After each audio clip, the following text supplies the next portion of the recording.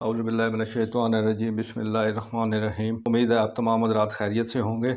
आज का मौजू यूके विज़िट वीज़े के लिए सपोर्टिंग डॉक्यूमेंट्स के हवाले से है। जब भी लोग वीज़ा अप्लाई करने लगते हैं तो इन्हें ये समझ नहीं आती कि वो कौन से सपोर्टिंग डॉक्यूमेंट्स हैं जो इनको लगाने चाहिए और किन डॉक्यूमेंट्स को वीज़ा अफसर अहमियत देते हैं। कुछ ऐसे डॉक्यूमेंट्स हैं जिनकी वीज़ा एप्लीकेशन में कोई अहमियत नहीं होती। इन डॉक्यूमेंट्स के बारे में एक अलग से वीडियो मौजूद है जिसको देखकर आपको ये मालूम हो जाएगा कि इन डॉक्यूमेंट्स का कोई फ़ायदा नहीं है, लिहाजा इनको तैयार करने में अपनी तवानाइयाँ सर्फ ना करें। लेकिन आज की वीडियो इन डॉक्यूमेंट्स के बारे में है जो आपकी वीज़ा एप्लीकेशन के सिलसिले में फ़ैसला कुन हैसियत रखते हैं, और अगर आप वो लगाएंगे तो आपके वीज़े के चांसेस 100% हो जाएंगे, और अगर आप ये डॉक्यूमेंट्स नहीं लगाएंगे तो आपका केस कमज़ोर हो जाएगा और आपकी वीज़ा एप्लीकेशन नामुकम्मल समझी जाएगी और आपका वीज़ा रिफ्यूज़ हो जाएगा। आज की वीडियो देखने के बाद आपका सबसे बड़ा मसला हल हो जाएगा कि वो कौन से डॉक्यूमेंट्स हैं जो वीज़े के असूल के लिए इंतहाई ज़रूरी हैं और अपनी वीज़ा एप्लीकेशन के साथ लगाने चाहिए। चलिए देखते हैं इस वीडियो को। यूके विज़िट वीज़े की एप्लीकेशन के साथ जो सबसे पहला और अहम डॉक्यूमेंट लगता है वो आपका पासपोर्ट है। पासपोर्ट एक्सपायर नहीं होना चाहिए, पासपोर्ट को वैलिड होना चाहिए और ये ख्याल रखना चाहिए कि इसमें 1 या 2 सफ़ात खाली होने चाहिए ताकि आपका अगर वीज़ा लग जाए तो उस पर वीज़ा स्टिकर लगाया जा सके। दूसरा जो सबसे अहम डॉक्यूमेंट है वो आपकी बैंक स्टेटमेंट है।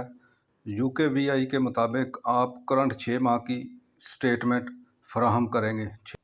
6 माह की स्टेटमेंट की रिक्वायरमेंट इसलिए है ताकि वो इस स्टेटमेंट से वीज़ा अप्लाई करने वाले की फ़ाइनेंशियल पोजीशन का मुकम्मल अंदाज़ा लगा सकें कि आया इसके पास इतने फ़ंड्स मौजूद हैं कि वो विज़िट के अखराजात को पूरा कर सकता है।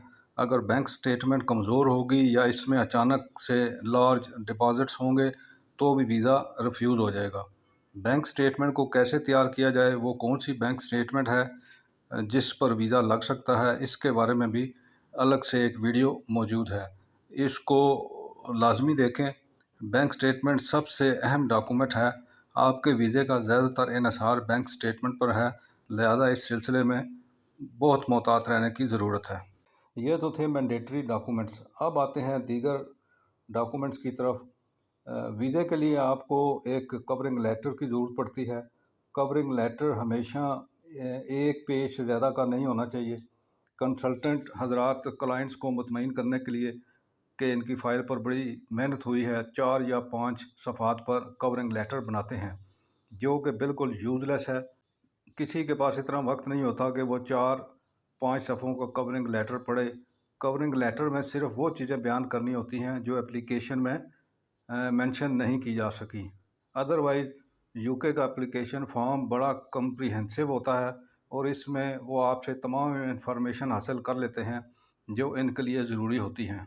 बाद लोग एप्लीकेशन फॉर्म में प्रोवाइड की गई इंफॉर्मेशन को दोबारा से कवरिंग लेटर में रीप्रोड्यूस कर देते हैं जिसकी कोई ज़रूरत नहीं होती। अब आते हैं प्रॉपर्टी डॉक्यूमेंट्स के बारे में। अगर आप किसी मकान, प्लाट, दुकान या प्लाजे के मालिक हैं या आपके पास कोई ज़रूरी ज़मीन है तो इसके लिए आपको ओनरशिप डॉक्यूमेंट्स फराहम करना होंगे जिनसे ये पता चले कि आप इन प्रॉपर्टीज़ के मालिक हैं। ये फ़र्द रजिस्ट्री या अगर आप किसी हाउसिंग सोसाइटी में किसी प्लाट या मकान या कमर्शियल जगह के मालिक हैं तो इनकी अलाटमेंट का लेटर साथ लगाएंगे। और अगर ये डॉक्यूमेंट्स इंग्लिश लैंग्वेज में नहीं हैं तो इनकी ट्रांसलेशन करानी पड़ेगी। ट्रांसलेशन के लिए आपको किसी भी क्वालिफाइड ट्रांसलेटर से रब्ता करना पड़ेगा जो इसकी ट्रांसलेशन करेगा और अपनी डिटेल्स भी इसमें मुहैया करेगा, कॉन्टैक्ट डिटेल जो होती हैं, और उसके अलावा वो ये सर्टिफिकेट भी देगा कि ये उसने ट्रांसलेशन किया और ये ट्रू ट्रांसलेशन है। अगर आप जॉब करते हैं, चाहे आप सरकारी मुलाज़म हैं या प्राइवेट, तो आपको जॉब से मुतल्लिक़ा डॉक्यूमेंट्स फ़राहम करना होंगे।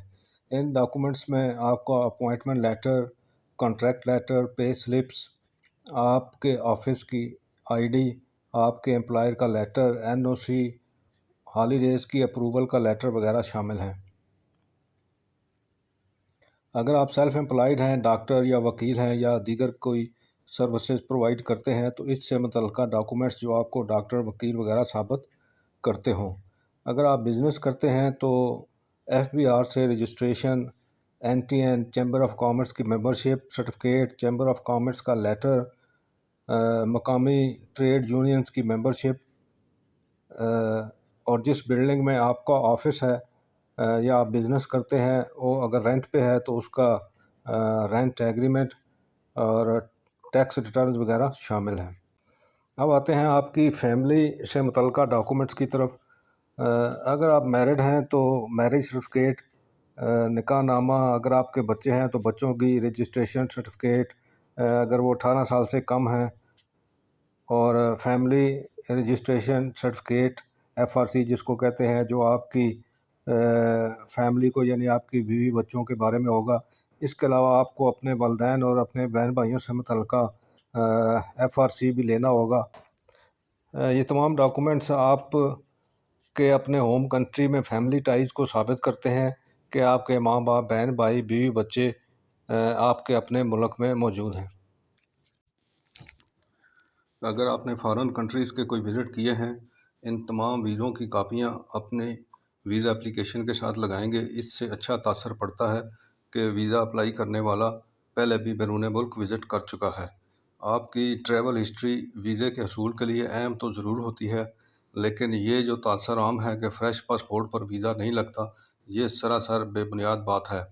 जब भी किसी शख्स का पहला वीज़ा इसके पासपोर्ट पर लगता है तो वो फ्रेश पासपोर्ट ही होता है। लिहाजा इस सिलसिले में कतई परेशान होने की ज़रूरत नहीं है कि आपका पासपोर्ट फ़्रेश है तो इस पर UK या दीगर ममालिक के वीज़े नहीं लग सकते।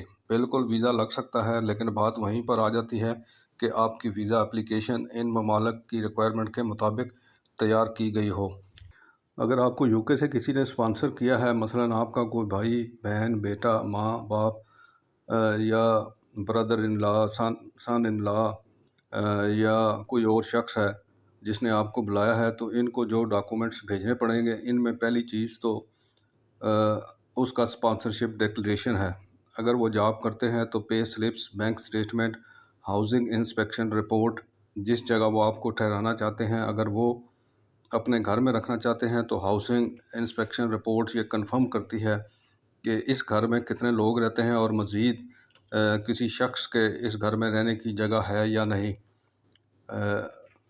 बैंक स्टेटमेंट भी अच्छी होनी चाहिए, क्योंकि आप डिक्लेरेशन में कहते हैं कि इसकी रिहाइश, इसका खाना पीना आपके ज़िम्मे है, और अगर बैंक स्टेटमेंट कमज़ोर होगी तो इस वजह से भी वीज़ा रिफ्यूज़ हो जाएगा कि आपके पास खुद खाने के पैसे नहीं हैं और आप फ़ॉरेन कंट्री से मज़ीद एक और बंदे को बुला रहे हैं।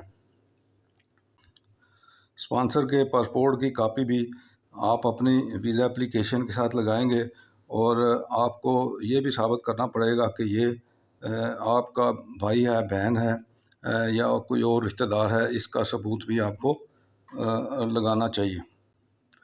ट्रैवल प्लान अगर आप लगाते हैं तो सिंपल लिखें कि मैं 2 वीक्स के लिए जा रहा हूं और मैं लंदन में ठहरूंगा, और लंदन की चंद टूरिस्ट प्लेसेस को आप नेट से सर्च कर सकते हैं, इनका नाम भी लिख दें। बहुत ज़्यादा तवील और डिटेल बयान करने की ज़रूरत नहीं है, वरना इस एग्जैजरेशन से आपके बारे में नेगेटिव इम्प्रेशन भी पड़ सकता है। बाज़ ट्रैवल प्लान जो लोगों ने अपनी वीज़ा एप्लीकेशन के साथ लगाए हैं वो मैंने देखे हैं, उसमें इतनी डिटेल बयान की गई होती है कि मैं फ़लाँ वक्त पे फ़लाँ मिनट पे यहाँ जाऊँगा और वहाँ जाऊँगा, और टैक्सी के इतने पैसे लगेंगे, ट्रेन के इतने पैसे लगेंगे और इतना टाइम लगेगा। ये सारी चीज़ें यूज़लेस हैं, इनको बयान करने की ज़रूरत नहीं है, और ना ही आपको लम्हा रिपोर्ट दर्ज करने की कोई ज़रूरत है।